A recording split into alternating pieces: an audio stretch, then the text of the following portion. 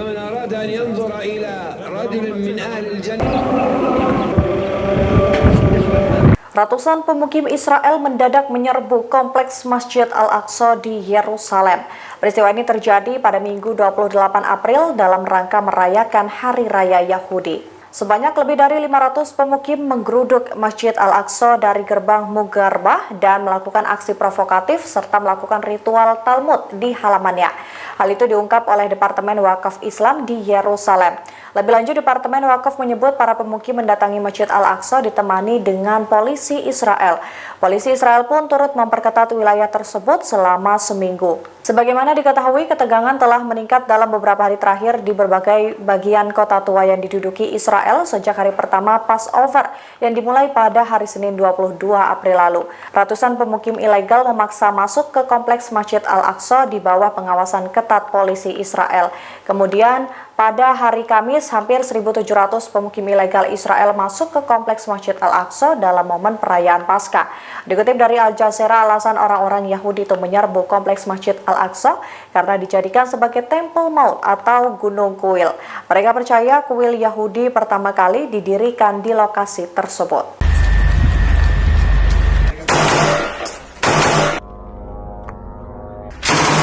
Satu persatu pasukan pertahanan Israel atau IDF mulai membelot dari perang. Sebanyak 30 tentara cadangan Brigade Terjun Payung IOF menolak melanjutkan invasi darat di kota Rafah, Gaza. Dikutip dari Al-Maiden pada Senin 29 April, penolakan itu dilakukan oleh puluhan anggota Kompi Terjun Payung Cadangan yang tergabung dalam pasukan terjun payung reguler.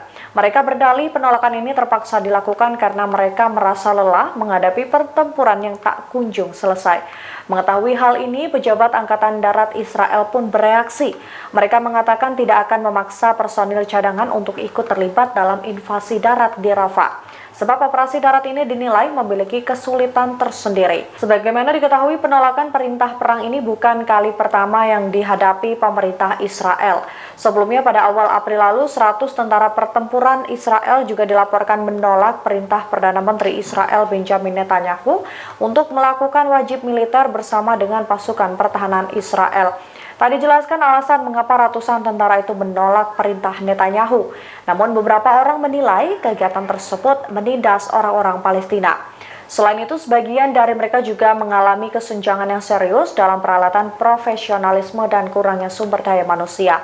Meski begitu, Perdana Menteri Netanyahu telah mengancam akan menjatuhkan hukuman bagi pasukan Israel yang menolak perintah wajib militer.